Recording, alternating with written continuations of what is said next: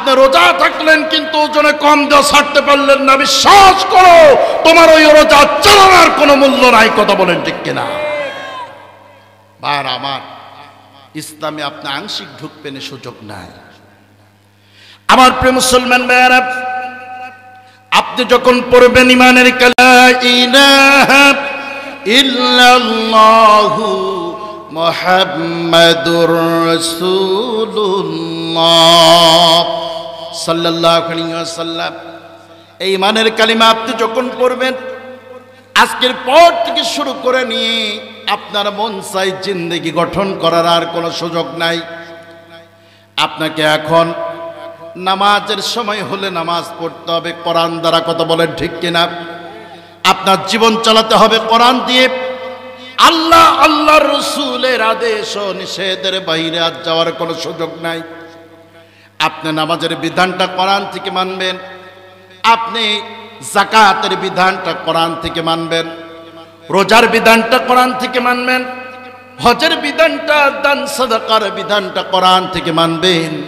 কিন্তু আপনার ব্যক্তি জীবন, আপনার পারিবারিক জীবন, আপনার সামাজিক জীবন, আপনার রাষ্ট্রীয় জীবন চালানোর ক্ষেত্রে কোরআন মানবেন না, লেনিন, কার্ল মার্কস আর মাও সেতুং এর মতাদর্শ মানবেন, এ সুযোগ আপনার দেওয়া হয় নাই। আমার দেশে বড় সমস্যা এইটা। কথা বলেন ঠিক কিনা? আর আমার সেই লোকটা আওয়ামী লীগ করে, এ লোকটাও তো নিজেকে ইমানদার বলে দাবি করে। কথা বলেন ঠিক কিনা? যেই লোকটা বিএনপি করে, এই লোকটাও নিজেকে ইমানদার বলে দাবি করে। যেই লোকটা জামাত করে, এই লোকটাও নিজেকে ইমানদার বলে দাবি করে। তাহলে সবাই যদি ইমানদার হয়, এত বিভেদ কেন? কথা কি বুঝছেন? বলেন তো, আওয়ামী লীগের লোকজনের আল্লাহ কয়জন? কয়জন? বিএনপির, জামাতের? তাহলে সবার আল্লাহ একজন, রসুল একজন, কোরআন একটা, হাদিস একটা। তাহলে এত মত পার্থক্য কেন? মত পার্থক্যের মূল জায়গা হলো আমরা প্রত্যেকেই কালিমা পড়েছি, কিন্তু কালিমার শিক্ষাটা বাস্তবায়ন করি না। কালিমার মধ্যে একটা পজিটিভ দিক আর একটা নেগেটিভ দিক আছে। কালিমার একটা অংশ হলো লা ইলাহা, প্রথমটাই নেগেটিভ, নেই কোনো ইলাহ, ইল্লাল্লাহ, একমাত্র আল্লাহ ছাড়া। বার আমার, আপনি জমিনের মধ্যে ধানের বীজ রোপণ করবেন, আগে কি করতে হবে বলেন তো? প্রচুর আগাছা আছে, ময়লা আবর্জনা, ওর মধ্যে ধানের বীজ রোপণ করলে কাম হবে? আগে আগাছা কি করতে হবে? দূর করতে হবে, তারপরে ধানের বীজ রোপণ করতে হবে। এখন আপনি আগাছা দূর না করে বীজ রোপণ করলে যেমন কাম হবে না, ইমানের কালিমা আপনি যখন পড়বেন, এই কালিমাটা আপনাকে পড়ার ক্ষেত্রে মনে রাখতে হবে যে আজকের পর থেকে আর আল্লাহকে ছাড়া কাউকে ইলাহ মানা যাবে না। কথা বুঝাইতে পারছি? বার আমার, তার মানে হল ইমানের কালিমা আপনি যখন পড়বেন, তখন আপনি নামাজ যেমন পড়বেন, সুদ আর খেতে পারবেন না। যাকাত দেওয়াটা যখন আপনি কোরআন দিয়ে মানবেন, তখন কিন্তু আপনি আর ঘুষের কারবার করতে পারবেন না। রোজা রাখবেন যখন, ওজনে কম দেওয়াটা আপনি আর এই কারবার করতে পারবেন না। আমার প্রিয় মুসলমান ভাইরা, তার মানে শুধু নামাজ রোজা করলেই হবে না, বরং কোরআনে যেই বিষয়গুলোকে নিষেধ করা হয়েছে ওইগুলোও ছাড়তে হবে। কথা বলেন ঠিক কিনা? কিন্তু আমাদের সমস্যা অন্য জায়গায়। আমাদের সমস্যা হলো, হুজুর নামাজের কথা বলেন, কোনো সমস্যা নাই, কিন্তু চাঁদাবাজির কথা বলেন না। মানে আমরা নামাজও পড়তে চাই, চাঁদাবাজিও করতে চাই। কথা বলেন ঠিক কিনা? আমরা যাকাতও দিতে চাই, টেন্ডারবাজিও করতে চাই, আমরা রোজাও রাখতে চাই, সিন্ডিকেটও করতে চাই। কথা বলেন ঠিক কিনা? আমার প্রিয় মুসলমান ভাইরা, কিন্তু কালিমা যখন আপনি পড়বেন, আপনি নামাজ, রোজা, হজ, যাকাতটা যেমন ইবাদত মনে করে পালন করবেন, অনুরূপভাবে চাঁদাবাজি, টেন্ডারবাজি, ছিনতাই, রাহাজানি আর করা যাবে না। কথা বলেন ঠিক কিনা? এইটা যদি আপনার বুঝে আসে, তাহলে আপনার চাওয়া আর আমার চাওয়া এক হয়ে যাবে। ভাইরা আমার, আপনারা বলেন তো, আওয়ামী লীগের লোকজন যদি সিদ্ধান্ত নেয় যে পার্লামেন্টে বিল পাস করা হবে, আজকের পর থেকে 5 ওয়াক্ত নামাজ কেউ ছাড়তে পারবে না, তাহলে জামাতের কি আর আন্দোলন করার দরকার থাকবে? উভয়ের চাওয়া এক হয়ে গেছে না? আওয়ামী লীগের লোক যদি সিদ্ধান্ত নেয় যে আমরা ইমানদার, ইমানের দাবি থেকে আজকে সিদ্ধান্ত নিলাম বাংলার ভূখণ্ডে কোনো মদ চলবে না। তাহলে মদের বিরুদ্ধে কি আর কারো আন্দোলনের দরকার হবে ভাই? আর আমার তারা যদি সংসদে গিয়ে এই বিল উত্থাপন করে যে মুসলমানের রাষ্ট্রে আজকের পর থেকে আর কোনো চাঁদাবাজি টেন্ডারবাজি চলবে না, তাহলে আপনারা বলেন তো তাদের চাওয়া আর আমাদের চাওয়া এক হয়ে যাবে কিনা? চাওয়া যখন এক হয়ে যাবে তখন তার আন্দোলনের দরকারই আছে না, বরং আপনাকে আমির মানতে আমরা বাধ্য আছি। কথা বলে ঠিক কিনা? কিন্তু আমরা তো দেখে ফেলেছি তোমাদের দিয়ে এই কাম হবে না, কারণ তোমরা নিজেদেরকে ইমানদার দাবি করার পরেও 350 পার্লামেন্ট সদস্যের সামনে আল্লাহর কোরআনে নিষিদ্ধ মদকে তোমরা লাইসেন্স দিয়েছো। কথা বলেন ঠিক কিনা? জাতি বুঝে ফেলেছে তোমরা কোন জাতি মুনাফিক। তোমরা নামাজ পড়বা, উমরা করবা, সব ঠিক আছে, কিন্তু মদ খাওয়ার রাস্তাও ক্লিয়ার রাখতে চাও।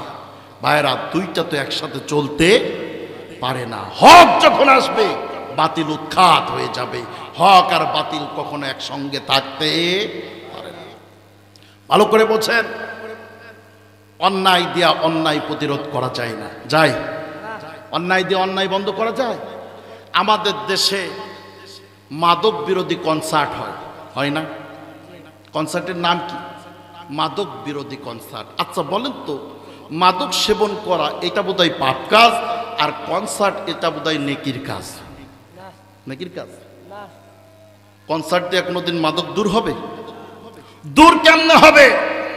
যেই শিল্পী কনসার্টে গান গাইতে আসছে মাদক বিরোধী কনসার্টে, ওই শিল্পীও তো পিছন থেকে 2 ঢোক মাল খেয়ে আসছে। কথা বলেন ঠিক কিনা? যেই নেতা মাদকের বিরুদ্ধে লেকচার দিচ্ছে, এই নেতাও মঞ্চ থেকে নামার পরে গিয়ে মাল সেবন করবে। কথা বলেন ঠিক কিনা? তাহলে অন্যায় দিয়ে অন্যায় নির্মূল করা যায় না। অন্যায়কে যদি উৎখাত করতে হয় আল্লাহর দেওয়া কোরআনের আইন ছাড়া কোনো বিকল্প রাস্তা নাই। কথা বলেন ঠিক কিনা? এই মানুষকে সৃষ্টি করেছেন আল্লাহ, মানুষ বানিয়েছেন কে? আল্লাহ। আল্লাহ ভালো জানেন কোন পদ্ধতিতে চালাইলে এরা ভালো চলবে। কথা বলেন ঠিক কিনা? আর আমার আল্লাহ পাক এই জন্য কোরআনকে হেদায়েতের কিতাব করে পাঠিয়েছেন।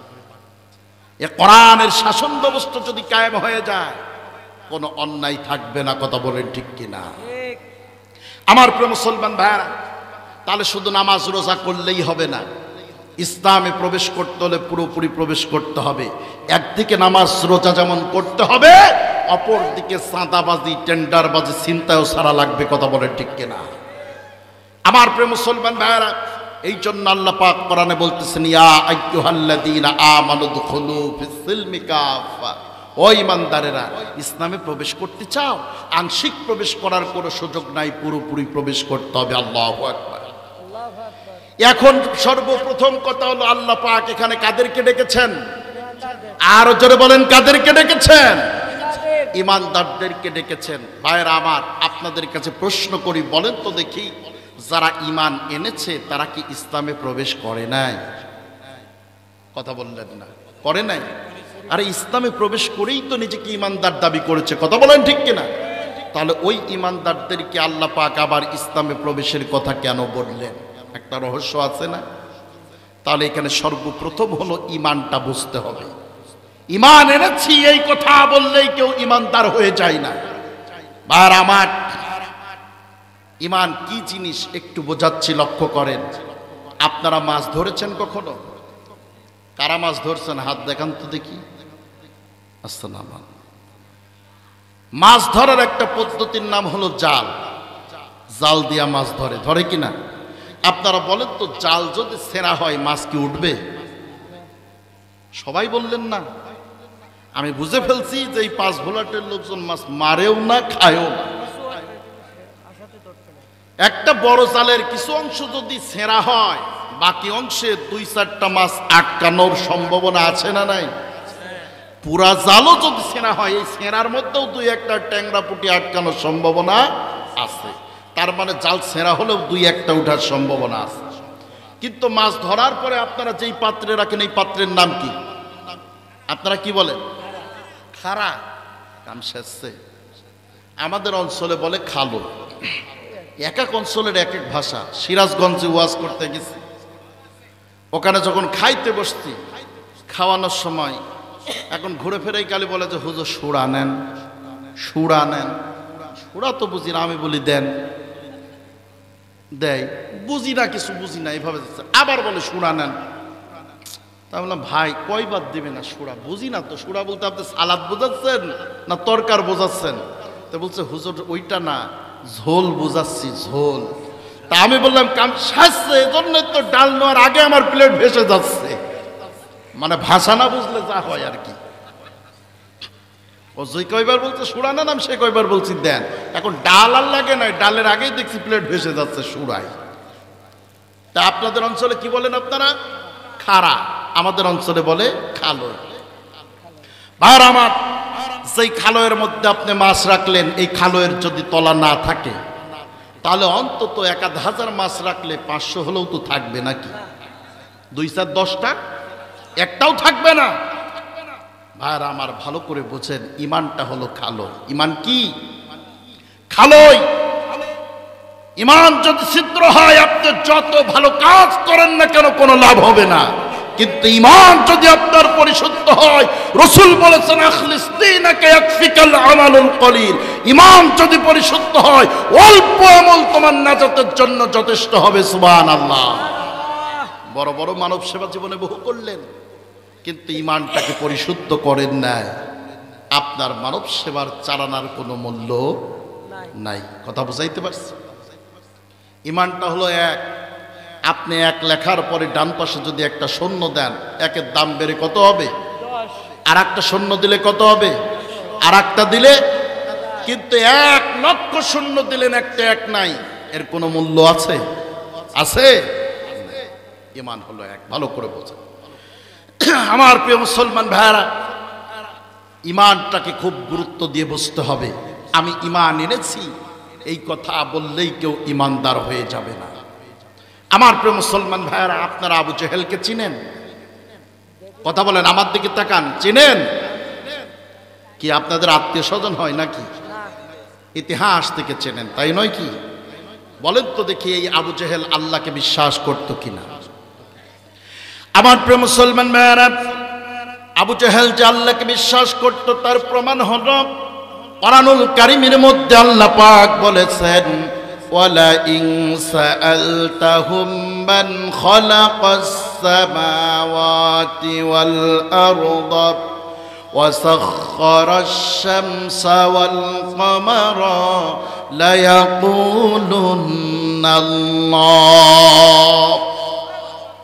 আল্লাহ রাব্বুল আলামিন বলতেছেন, নবীজি শুধুমাত্র আমি আল্লাহ রাব্বুল আলামিনের দাওয়াত দেওয়ার কারণে, তাওহীদের কথা বলার কারণে ওই যে আবু জাহেল, উতবা, সাইবা, ওয়ালিদ বিন মুগিরা আপনার উপরে নির্যাতনে স্টিম রোলার চালিয়ে দিয়েছে। ও রাসূল, আপনি চলে যান ওই আবু জাহেলের কাছে, আর গিয়া 2টা প্রশ্ন করেন। 1 নাম্বার প্রশ্ন হলো, মান খালাকাস সামাওয়াতি ওয়াল আরদ। আবু জাহেল রে বলো তো দেখি, এই বিশাল আসমান আর বিস্তীর্ণ জমিনটা কে বানিয়েছেন? জোরে বলেন, কে বানিয়েছেন? ওয়াসাখখারাশ শামসা ওয়াল কামার, যেই চন্দ্র আর সূর্যের আলোয় তুমি নিজেকে আলোকিত করো, বলো তো দেখি ওই চন্দ্র সূর্য কে বানিয়েছেন? আমার প্রিয় মুসলমান ভাইরা, রাসূল এই 2টা প্রশ্ন করা মাত্র আবু জেহেল জবাব দিয়ে বলল, লা ইয়াকুলুন্নাল্লাহ। শুধু আল্লাহই কথা বলেন না, উলামায়ে কেরাম যারা আছেন তারা বুঝছে। লামে তাকিদ নুনে সকিলা দিয়ে বলা হলো, শুধু আল্লাহ নয়, অবশ্যই এই সব কিছু বানিয়েছেন যিনি, তিনি আল্লাহ। সুবহানাল্লাহ বলেন। তাহলে এবার বলেন, আবু জেহেল আল্লাহকে বিশ্বাস করতো কিনা? আবু জেহেল ইমানদার ছিল? ছিল। শুধু আল্লাহকে বিশ্বাস করি এ কথা বললেই কেউ ইমানদার হয়ে যায় না। এবার লক্ষ্য করেন, সূরাতুল বাকারার আরেকটা আয়াতে আল্লাহ পাক বলতেছেন, রাসূল অনেক মানুষ এমন আছে যারা আল্লাহকে বিশ্বাস করে, পরকালকেও বিশ্বাস করে, কিন্তু তারা ইমানদার নয়। আল্লাহু আকবার। আমার প্রিয় মুসলমান ভাইরা, আল্লাহ রাব্বুল আলামিন বলেন, ওয়া মিনান নাসি মান ইয়াকুলু আমান্না বিল্লাহি ওয়া বিল ইয়াউমিল আখিরি ওয়া মা হুম বিমুমিনিন। আল্লাহু আকবার।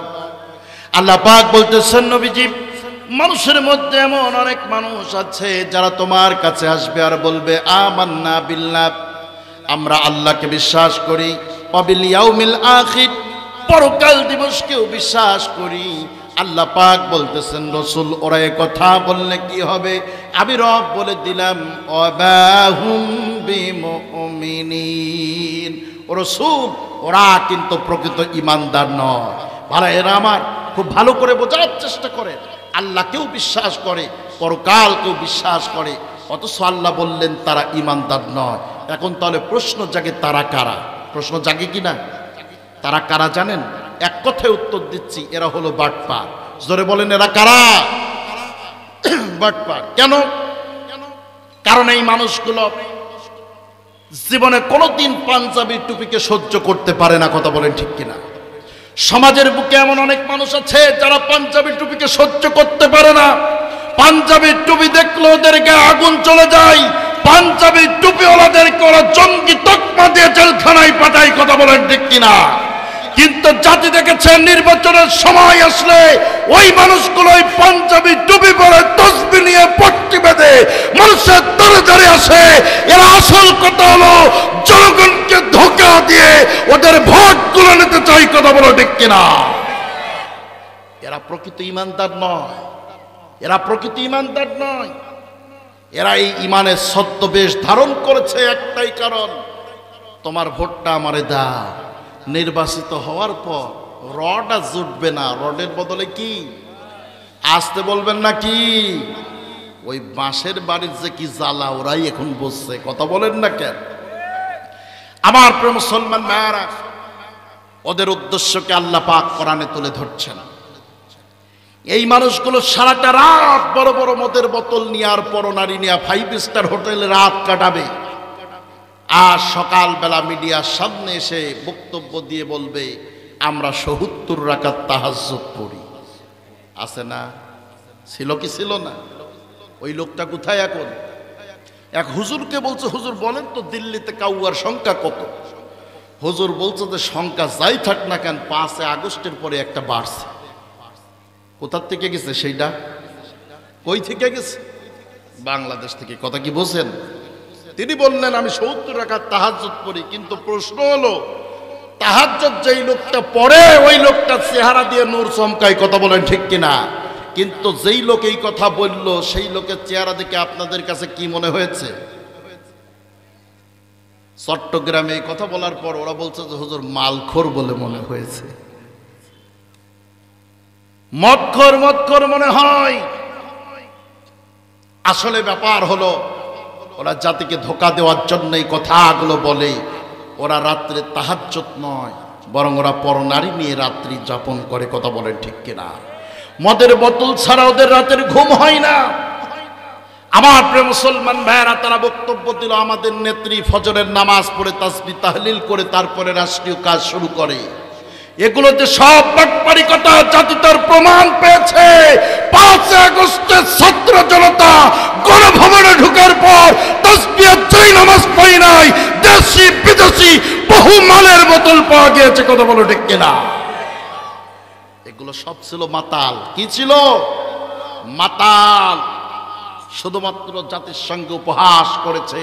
ওরা খেয়েছে বড় বড় মোরগের রান, আর জাতিকে কাঁঠাল দিয়ে বার্গার বানানোর নিয়ম শিখিয়েছে। কথা বলেন না কেন? আবার বলে মরিচের দাম বাড়ছে, তো ভয়ের কি আছে? মরিচ নিয়ে আসেন, বোটায় আন, ভালো করে ধুয়ে মুছে পলিথিন দিয়ে জরা ডিপে ঢুকান। দাম যখন বেশি বেড়ে যাবে ডিপ থেকে বের করে একটু পানিতে ভেজাবেন, দেখবেন মোটা তাজা হয়ে গেছে আমাদের মতো। তারপর খাবেন। হাইরে উপহাস! তোমরা 25 রকম 26 রকম আইটেম ছাড়া ভাত খাও না, আর আমার দেশের অভাবী দুস্থ মানুষ, ভ্যান চালক, রিক্সা চালক, কুলি, দিনমজুরের সঙ্গে উপহাস করো। এদের টাকা নিয়ে 26 রকমের পদ দিয়ে খাবার খাও, আর এদেরকে পান্তা ভাত আর কাঁঠালের বার্গার খাওয়া শেখাও। এই উপহাস জাতি আর সহ্য করে না। কথা বলেন ঠিক কিনা?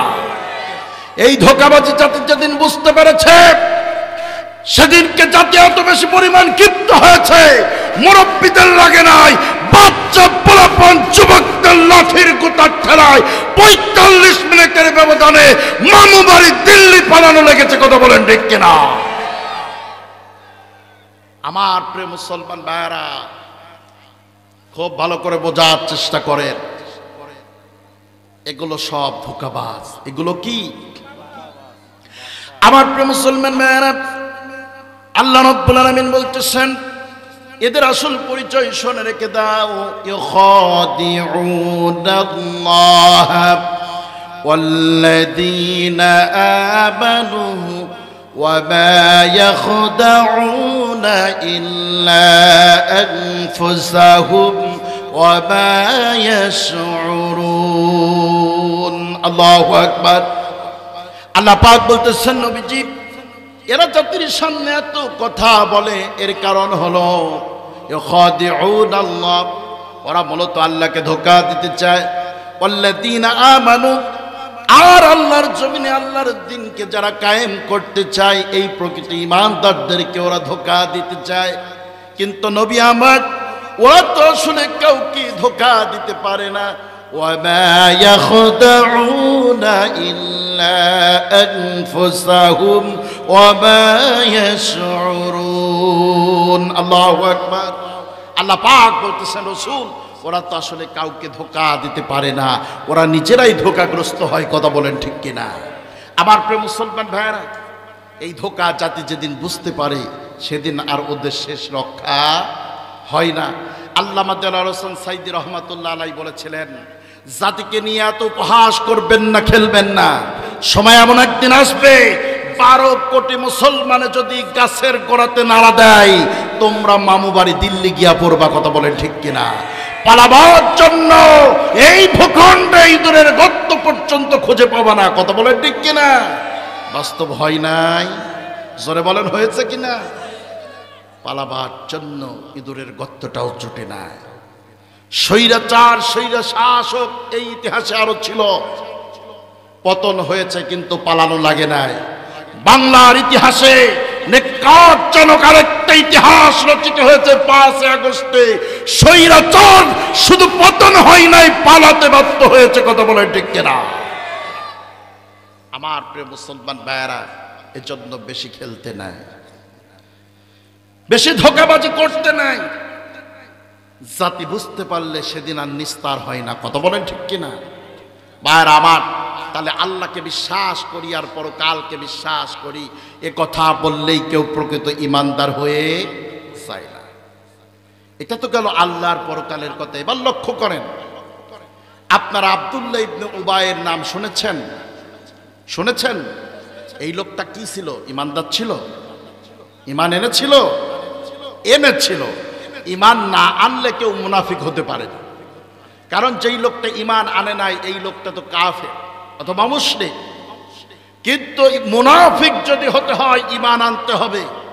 ঈমানের কালিমা গ্রহণ করার পরে ঈমান ও ইসলামের সঙ্গে বিশ্বাসঘাতকতা করে তাকে ঈমান থেকে খারিজ হয়ে মুনাফিক হতে হবে। কথা বলেন ঠিক কিনা?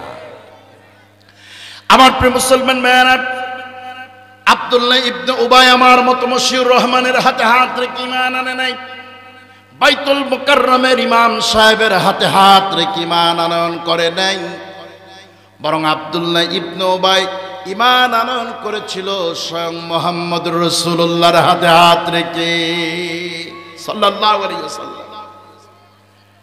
আমার প্রিয় মুসলমান ভাইয়েরা, ভালো করে লক্ষ্য করেন, কিতাবের মধ্যে পড়েছি আব্দুল্লাহ ইবনে উবাই স্বয়ং রাসূলুল্লাহর সঙ্গে পথ চলেছেন, নামাজ পড়েছেন। রাসূলুল্লাহর জায়নামাজ যেই জায়গায় বিছানো থাকতো, তার পিছনে আব্দুল্লাহ ইবনে উবাইয়ের জায়নামাজ বিছানো থাকতো। বিশ্বনবী যত বড় পাগড়ি পরিধান করতেন, আব্দুল্লাহ ইবনে উবাই তার চেয়েও বড় পাগড়ি পরিধান করতেন। রাসূলুল্লাহর সঙ্গে পথ চলেছেন, দান করেছেন, সাদাকা করেছেন। কিন্তু আপনারা বলেন তো দেখি, আব্দুল্লাহ ইবনে উবাই ঈমানদার ছিল নাকি? শুধু ঈমানদার ছিল না তাই নয়, বরং রাসূল বলেছেন কিয়ামত পর্যন্ত যত মুনাফিক আসবে এই পৃথিবীতে, আব্দুল্লাহ ইবনে উবাই সব মুনাফিকদের সর্দার। কথা বলেন ঠিক কিনা? আমার প্রিয় মুসলমান ভাইরা, লোকটা ঈমান আনলো, ভালো করে বলছেন, ঈমানের কালিমা পড়লো, রাসূলুল্লাহর হাতে হাত রেখে ঈমান আনলো, নামাজ পড়লো, রোজা রাখলো, রাসূলুল্লাহর সঙ্গে পথ চললো, দান করলো, সাদাকা করলো। তারপরে এই লোকটা মুনাফিক কেন হয়েছিল?